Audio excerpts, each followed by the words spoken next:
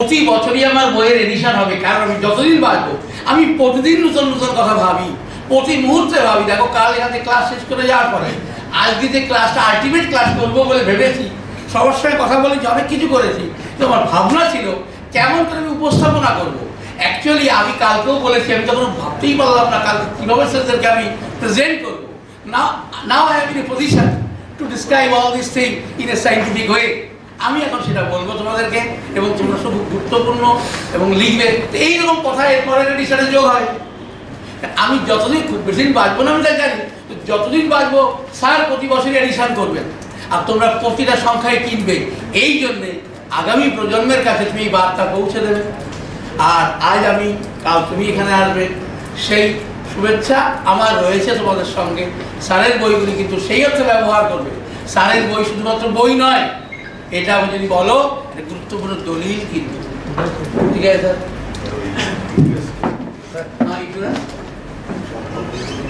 ও শোনো, স্যার কাল একটা ভালো কথা বলেছেন, খুব গুরুত্বপূর্ণ কথা। একজন মহিলা, বিভিন্ন রকম সমস্যা ছিল, তো প্রসিডিউর মেনটেন করে ওষুধ হয়েছে, সব ভালো হয়ে গেছে। কিন্তু কি হয়েছে, শেষের দিকে এসে ধরা পড়েছে ইউটেরাইন ফাইব্রয়েড। স্যারের প্রশ্ন ছিল আমার কাছে, স্যার এমন কেন হলো? আমি স্যারকে বললাম, স্যার দারুণ দিনের দারুণ প্রশ্ন, কারণ আজকের আলোচনার মধ্যে এটা এসে যাবে। তো আমি তোমাদেরকে তখন বলবো, স্যার আমি যদি মিস করে যাই তাহলে এটা ওই সময় বললে বেশি ফ্রুটফুল হবে। আপনি বলবেন, স্যার যখন আমি সাইকোটিক নিয়ে বলবো তখন আমি আমার মনে থাকবে, তবু বলে রাখলাম। আচ্ছা ঠিক আছে। তো হ্যাঁ, কেস বলবে? কেস না স্যার, বলো। কতগুলো ঘটনার সম্মুখীন যেগুলো হচ্ছে সেটা নিয়ে বলবো। যাদববাবু গেলেন, যাদববাবু না বলে দিই, যাদববাবু থাকার দরকার। ও জানো না, এইটা আচ্ছা তুমি বলবে, তুমি বলবে। দুই বাংলা মিলন মেলার সমস্ত ডাক্তার ভাই বোন বন্ধুদের শুভেচ্ছা জানাচ্ছি। আমি জাহিদ, যশোর।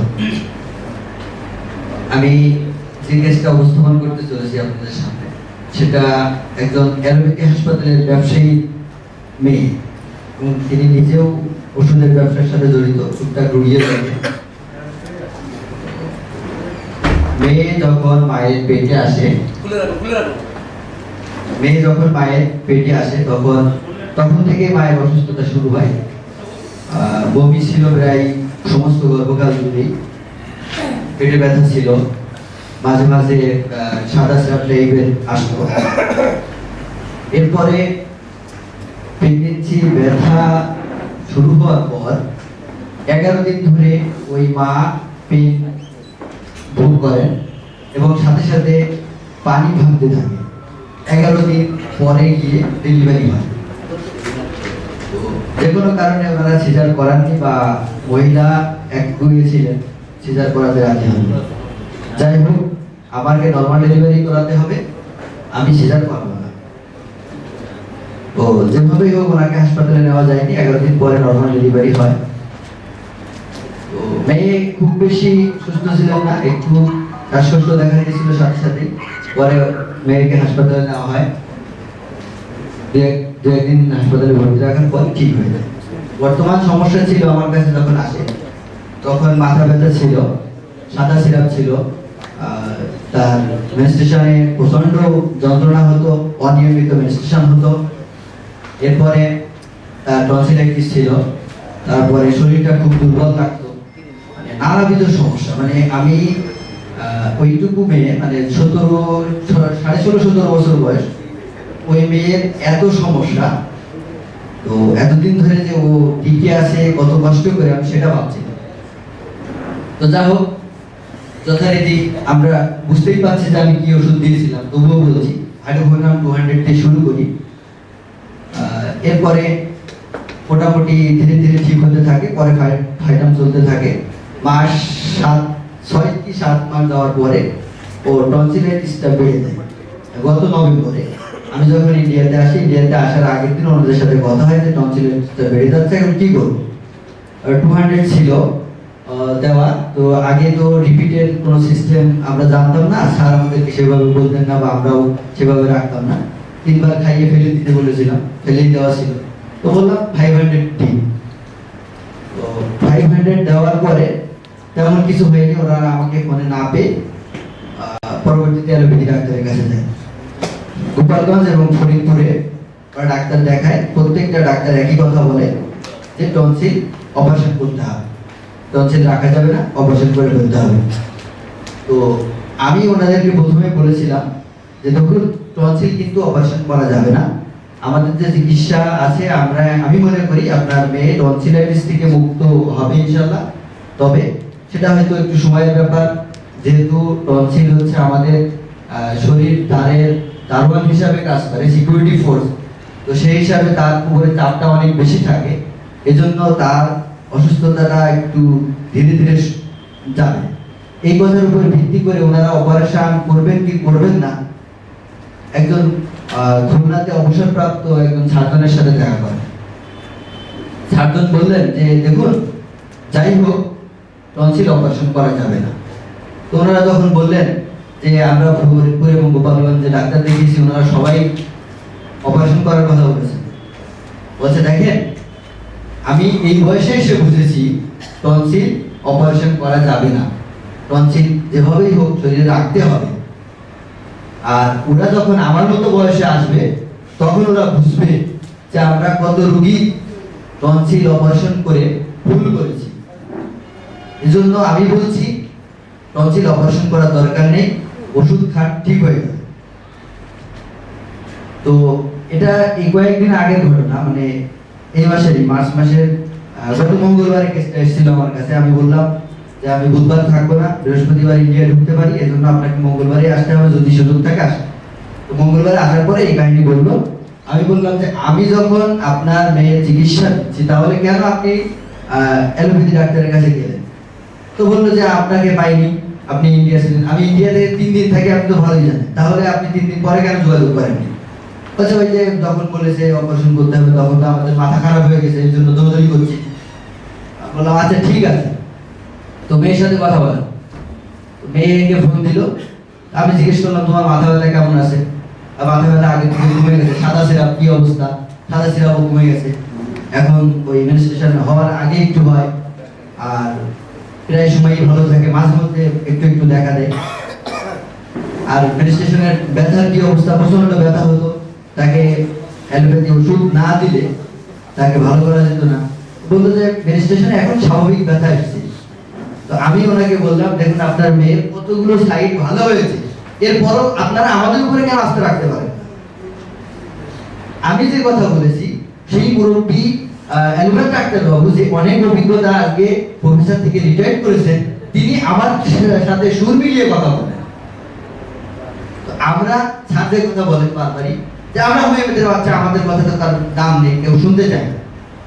আসলে দোষটা আমাদের, কারণ আমরা আমাদের যে স্যার এখনো পর্যন্ত আমাদের যে রাস্তা দেখাচ্ছেন, সেই রাস্তা থেকে আমরা অনেকেই এই রাস্তার উপর আস্থা আনতে পারিনি, এখনো অনেকে আনতে পারিনি, এখনো এর মাঝে মাঝে অনেক কিছু করে ফেলি। যেখানে আমাদের কারো হয়ে দিলে ঠিক হয়ে যায়, সেখানে আমরা অন্য কিছু করে ফেলি। অন্য কিছু করে ফেলে আমাকে ফোন দেয় যে ভাই আমি এই করে ফেলেছি, কিছু হয়নি, এই করে ফেলেছি, কারো হয়ে দাও, তখন আবার দেখা যাচ্ছে কারো হয়ে দিলে ঠিক হচ্ছে। তো আমি এই কথাটুকু এই জন্য বললাম যে টনসিলাইটিস আমরা যেরকম বলি যে অপারেশন করা যাবে না, অ্যালোপ্যাথি ডাক্তাররাও কিন্তু আজকে বলছে যে টনসিল অপারেশন করার দরকার নেই, অপারেশন করা যাবে না। সেটা বুঝছে কত পরে কি। আরেকটা কেস বলি, আমার যশোরে যারা আছে পরিচিত তারা চিনবেন, মডার্ন ফার্মেসি নামে একটা হোমিওপ্যাথিক ফার্মেসি আছে। ওই ফার্মেসির ক্যাশিয়ার, উনি দীর্ঘদিন যাবৎ অস্টিওআর্থ্রাইটিসে ভুগছেন।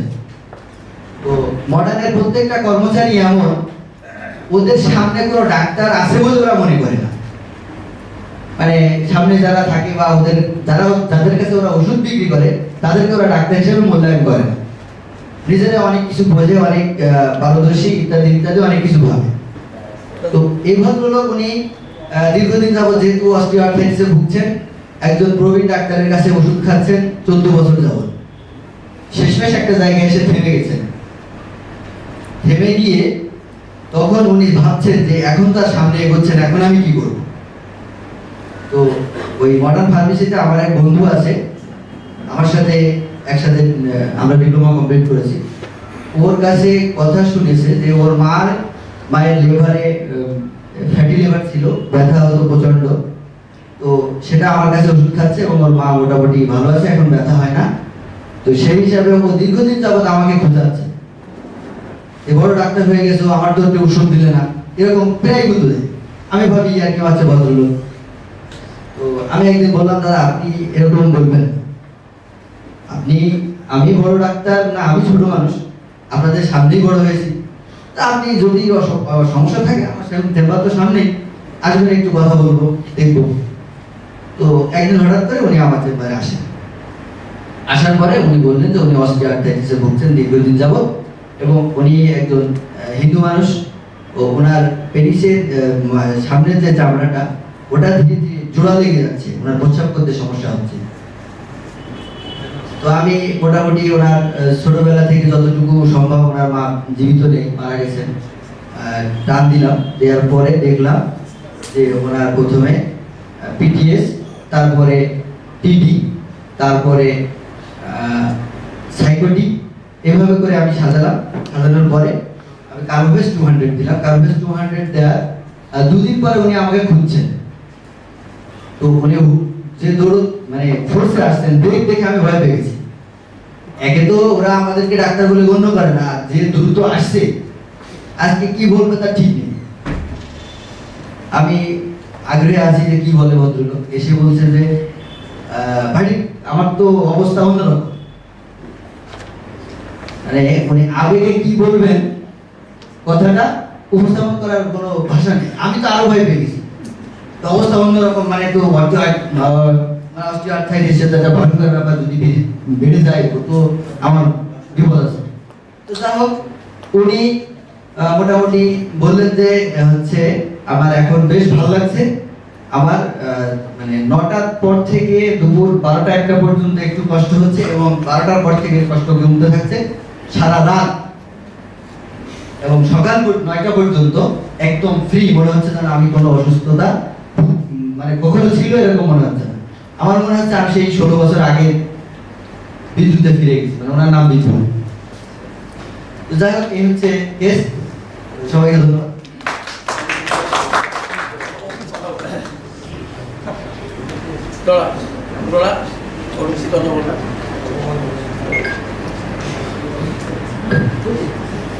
আমাদের ভারতবর্ষ এবং বাংলাদেশ উভয় দেশে যারা ডাক্তার আছেন প্রত্যেককেই আমাদের কলকাতার তরফ থেকে তো আমি স্বাগত জানাচ্ছি। আমি এই কারণে উচ্চারণ করলাম এই কথাটা, কারণ এই দীর্ঘ লড়াইয়ের প্রায় প্রথম থেকে আমরা যারা রয়েছি সঙ্গে, আপনারা জানেন যে আমাদের কলকাতা থেকে কতজন ছিলেন, কি হতো এখানে, সেই পিপিপি থেকে শুরু করে আজকে মানে আমাদের এখানকার সেমিনার দিল্লি করে এখানে এসে স্যারের গোব্যাক, সেখান থেকে আর একদম হাতে গোনা হয়তো 2-3 জন আমরা রয়েছি যে জায়গায়, কলকাতার অন্যান্য অনেক জায়গায় আছে স্যার জানেন। সেই জায়গায় দাঁড়িয়ে আমি যেখানে যাদের সঙ্গে প্র্যাকটিস করি তারা কিন্তু এখনো পিপিতেই আছে, এবং সেই যে দ্বন্দ্ব, কন্ট্রাডিকশন, তার সঙ্গে মানে আমাদের এই গোব্যাককে প্রতিষ্ঠা করার যে জায়গা এবং করতে পারছি, এটা খুব আনন্দের। এবং আমি একটা কথা উচ্চারণ করেছিলাম তখনও এই থিওরি প্রতিষ্ঠা পায়নি। আমি বলেছিলাম আমি দিল্লিতে স্যারকে দেখেছি, আমি ঘুমিয়ে গেছি, স্যার তখনও করছেন, আবার আমি জেগে উঠেছি, আমার বাড়ি স্যার ছিলেন, স্যার তখনও পড়ছেন। আমি সেদিন স্যারকে দেখেছি যে ওই বয়সে স্যার যেটা করছেন আপনারা কেউ সেটা করতে পারবেন না, আমি তো এত কম বয়সে সেটা পারবো না, সুতরাং ওনাকে ছেড়ে আমি যাবো না। এই জায়গাটা আমার ছিল। তখন কি হবে আমি জানি না, কি হতো, কি স্যার কি করতেন সেটাও আমি জানি না, শুধু আমি এইটুকু দেখেছিলাম স্যারের পরিশ্রমটা, যেটার প্রতি শ্রদ্ধা পরনত হয়ে আমি স্যারের সঙ্গে থেকে গেছিলাম। আজকে তো পাওয়ার শেষ নেই, কুড়ি কেস আছে, কনজেনিটাল, ডিপ অ্যান্ড ডাউন, ভালো আছে, কথা বলতে পারছে, স্কুলে ভর্তি হয়ে গেছে, প্রচুর কেস আছে। এটা বল এটা ডিপেন্ড না। ও তার সব কথাগুলো বলে। হ্যাঁ। তো প্রথমে একটা কেস বলি, খুব ইন্টারেস্টিং। এই হরিনাম নিয়ে বললেন বলে আমার মনে পড়ে গেল এই কেসটা। অনেক কেস এরকম আছে, আমাদের সঙ্গে আলোচনা হয়, আমি আমার ভিডিও দেখাই, অনেকেই দেখাই যে কিভাবে কেসটা গিয়ে প্রথম যে কথাটা সমস্যা হয়, আমাদের সিনিয়র যারা আছেন, মানে সিনিয়র তুমি বয়সে বলছি না, মানে দীর্ঘদিন ধরে স্যারের সঙ্গে যারা আছেন, অনেকেই বলে যে যেন কোথাও যেন একটা আটকে যাচ্ছে, এটা এরকম তো দিলাম স্যারের কথা শুনে, কিন্তু হচ্ছে না। হয়, এটা হয়। আমরা শুধু স্যারের কথাটা শুনেই অ্যাপ্লাই করতে শুরু করি। প্রবলেম হচ্ছে ওই জায়গায়। প্রবলেম হচ্ছে নিজের ইনটিউশনটাকে লাগাতে হবে। ইনটিউশনকে লাগালে কিন্তু এই সমস্যাগুলো হবে না। সেটা আমি আমার ব্যক্তিগত জীবনে আমার প্র্যাকটিস লাইফে দেখেছি। এটা আমি স্যারকে বলতে চাই যে এই জায়গাটা, আর আমরা যেখানে যারা কলকাতা প্র্যাকটিস করেন তারা জানেন যে যেখানে সমস্যা হচ্ছে ডায়াগনোসিসের, আপনাকে এত সহজে ছেড়ে দেবে না। ওখানে আপনি একটা কেস অবধি দুম করে বলে দিলেন এটা হয়ে যাবে, আর আপনি একটা ওষুধ দিয়ে দিলেন, আগে এসে রোগী জিজ্ঞাসা করে কি হয়েছে, আমার কি অবস্থায় আছি, এটা একটা বিরাট সমস্যা। সুতরাং এই প্রসঙ্গে আমি স্যারকে বলবো, স্যার যেটা শুরু করলেন, স্যার আমাকে বলেছেন এই ব্যাপারে, আমি তো মানে ঈশ্বরের কাছে বোধহয় প্রার্থনা করছিলাম এরকম একটা হওয়ার দরকার, যাতে আমাদের কেউ যারা আছেন এখানে তারা যাতে কোয়াক না থাকে, লিটারারি কোয়াক না থাকেন, ডিগ্রি না থাকতে পারে, সেটা আলাদা ব্যাপার। কিন্তু তারা যে একটা মডার্ন মেডিসিন যারা প্র্যাকটিস করেন তাদের সাথে সমান যোগ্যতা সম্পন্ন, হয়তো তার ডিগ্রি নেই কিন্তু সমান যোগ্যতা সম্পন্ন, সম মনোভাব সম্পন্ন, এবং চিন্তাটা এক নয়, চিন্তায় অনেক উঁচুতে, ওদের চিন্তা অনেক নিচুতে। এটা আমি মনে করি এই জায়গায় দাঁড়িয়ে, আজকের জায়গায় দাঁড়িয়ে যেরকম একটা ঘটনা বলছি, সুতরাং এই কোর্সটা খুব গুরুত্ব আছে, জানার দরকার। এখানে ডায়াগনোসিস, তারপরে কথা হয়েছে যে অ্যানাটমি শেখানো হবে, সমস্ত কিছু শেখানো হবে, ঠিক আছে? কিন্তু সেই জায়গায় দাঁড়িয়ে তার সঙ্গে সঙ্গে বনীয় দর্শন, যে দর্শনের উপরে আমরা দাঁড়িয়ে আছি, সেই দর্শনটার উপরে এই জায়গায় আমার প্র্যাকটিক্যাল অভিজ্ঞতা বলছি যে আমি যে জায়গায় প্র্যাকটিস করেছি, এটা একটা ভয়ঙ্কর সমস্যা। একটা কেস বলছি, একটা দম্পতি যাদের বাচ্চা হচ্ছে না 5 বছর। তো মহিলা এসে যা বললেন যে ছোটবেলায় কেমন ছিলেন, যেরকম নেওয়া হয় ওনারা নিচ্ছেন, আমি বসে আছি। ছোটবেলায় কেমন ছিলেন, না সবার সঙ্গে থাকতে ভালোবাসি, খেলাধুলা করতে ভালোবাসি। তারপরে ধরুন আমি শুধু প্রশ্নগুলো বলছি, প্রশ্নগুলো শুনুন মন দিয়ে, আগে আমরা এটা করতাম।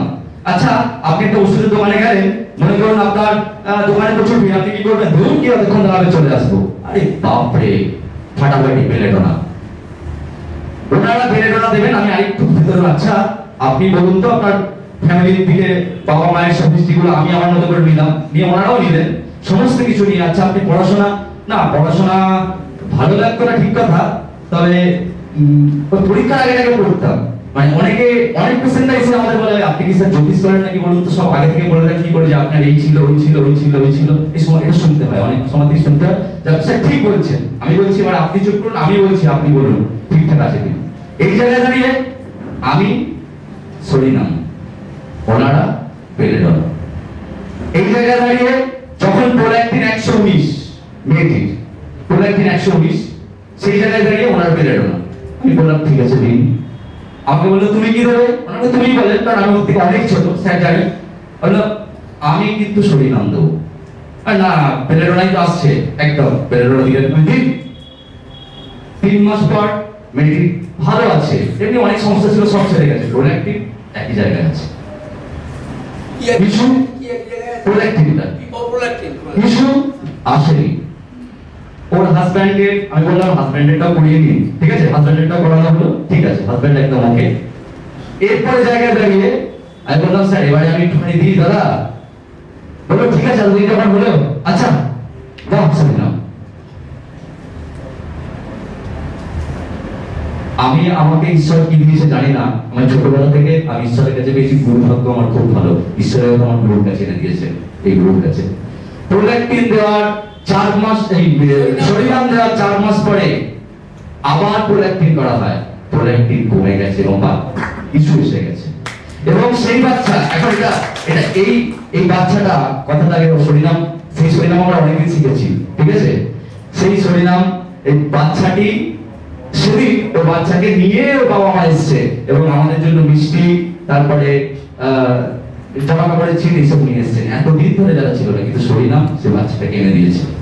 সুতরাং এই যে আমরা পিপিপি ফাঁদে পড়ে যাই এবং যারা পুরনো আছেন মাথায় খচখচ করে দিয়ে দেবো, লোক সামলাতে পারি না, আমি আপনাদের প্রত্যেককে বলবো যে এই জায়গায় দাঁড়িয়ে আপনাদের ইনটিউশনটাকে কাজে লাগান, আর যেগুলো শিখছি সেই শেখাটাকে ভিতর থেকে নিন। কারণ শুধু মানে যেগুলো বলছি, এই যে সিনিয়ররা অনেকেই প্রশ্ন করছে তাহলে স্যার আমাদের ক্লাস আমাদের কি হবে, এই জায়গায় দাঁড়িয়ে স্যার একটা কথা বলেছেন খুব ভালো, আমি স্যারকে বলি স্যার ওইসব তো হবে না, আপনি যখন হ্যাঁ স্যার বলেছেন আমি যখন পাবো নতুন কিছু দেওয়ার মতো সেটা দিয়ে দেবো, সেখানে কোনো কথা হবে না। আমি আগেও এটা আগে যারা আসতে প্রত্যেকের সঙ্গে একই কথা, আমার সঙ্গে এই নিয়ে তর্ক হয়।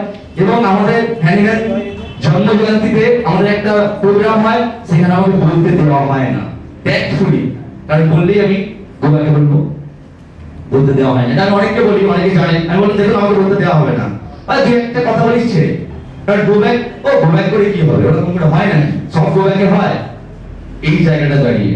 সুতরাং এই জায়গায় দাঁড়িয়ে আমি অনেক সাফল্য পেয়েছি।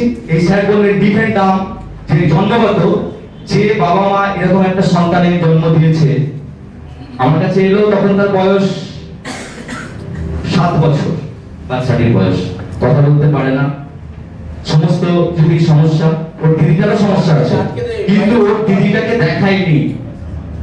অদ্ভুত একটা ব্যাপার, ও দিদিটাকে নিয়ে এলো না, ভাইটাকে নিয়ে এলো। কেন ভাইটাকে নিয়ে এলো না, এটা ছেলে তো, একে আগে একটু ঠিক করে দিতে হবে, দেখি এই কেমন করে ঠিক হয়, একটু ছোটবেলা আছে, দিদি অনেকটা বড় হয়ে গেছে। তো যথারীতি কনজেনিটাল প্রবলেম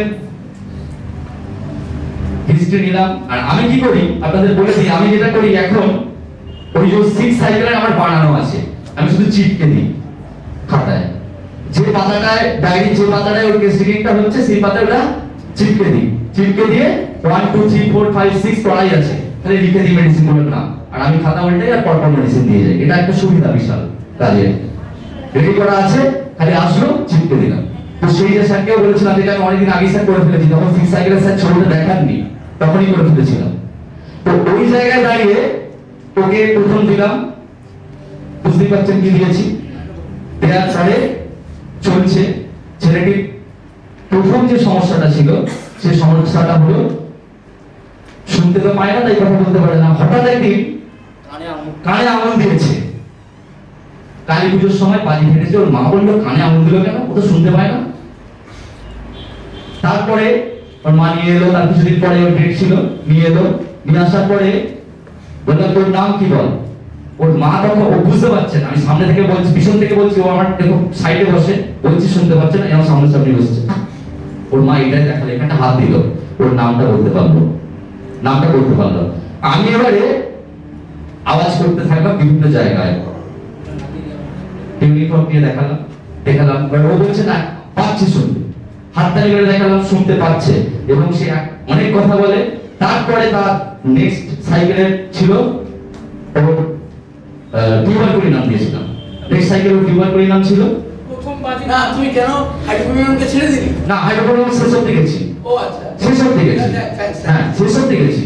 শেষ অব্দি গিয়ে একদম যেখানে এবারে দেখলাম যে কাজ স্টপ হয়ে যাচ্ছে, তখন টিউবারকুলি নাম দিলাম, আরেকটু এগিয়ে দিল তাকে। এরপরে মানে এখন সেকেন্ড স্টেজে চলছে, সেকেন্ড স্টেজে এতটা এগিয়ে গেছে, এরপরে থার্ড ফোর্থ করা আছে, জানি না কি শেষ পর্যন্ত কি যাবে, আশা করছি ভালো। মা তো খুব খুশি, আমি বলছিলাম যে আপনাকে কিন্তু আপনার দরকার হলে আমি নিয়ে যাবো, বললো কোনো ব্যাপার নেই স্যার, আমি যেতে রাজি আছি। অনেকগুলো কেস আছে ডিপেন্ড হবে, এবং কনজেনিটাল প্রবলেমের অনেকগুলো কেস আছে, না আর বলবো না, আমি কিছু বলছি না, আমি শুধু বলতে চাইছি যে আপনারা যারা সমস্ত কেস কেন দিলি না তাহলে ম্যাগাজিনে?